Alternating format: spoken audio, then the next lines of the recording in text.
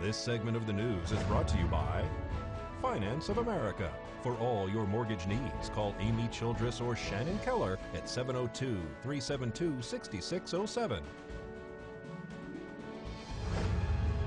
News is also brought to you by Great Basin College, a pioneer in distance education. Your success is their tradition. Now offering over 25 degree and certificate programs in Pahrump and online.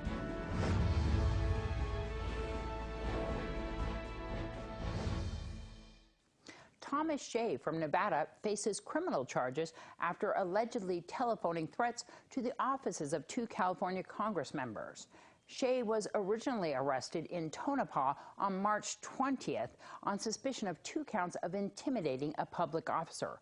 Then he was charged on March 26th with 2 counts of making a threatening phone call.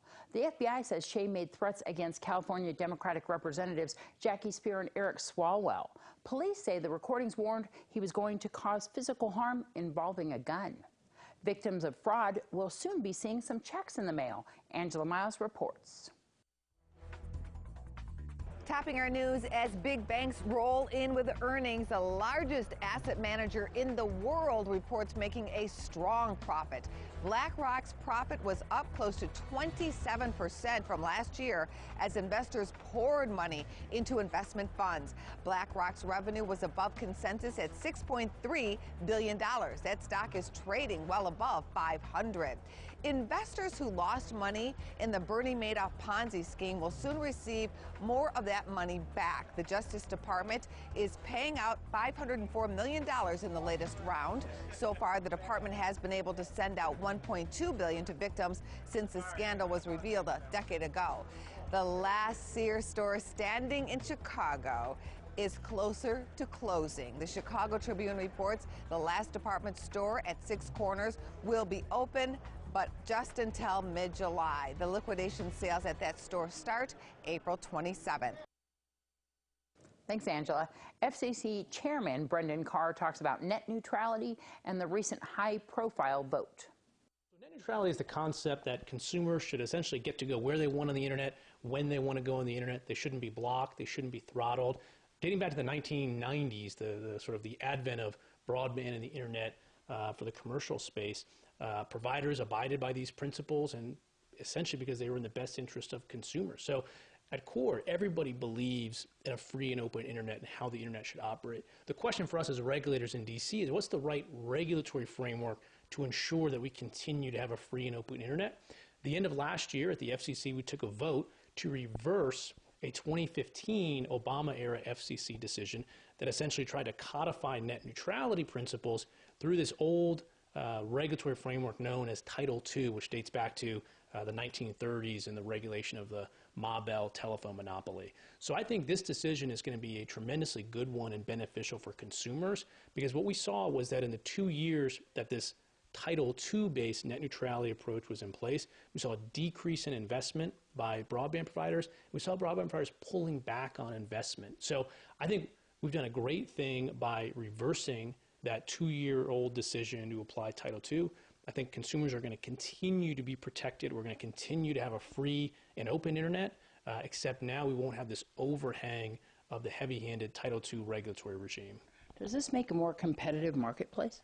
I think so. I mean, look, Title II imposed a lot of regulations on a lot of broadband providers, but the largest providers out there, AT&T, Verizon, Comcast, they have an army of regulatory lawyers that can work through all of those costs and regulatory obligations. The smaller the provider you get, the mom and pop that are either trying to be the first competitor in an area to AT&T or deploy for the first time in a new community, they don't have an army of regulatory lawyers. So working through the whole Title II regime was very costly and had a disproportionate impact on them. So by repealing Title II, we're lowering the barriers to entry, and that's going to get us more competition. And that's the direction we need to go. When you get out of DC, when I talk to people out here, what they care about is better, faster, cheaper broadband.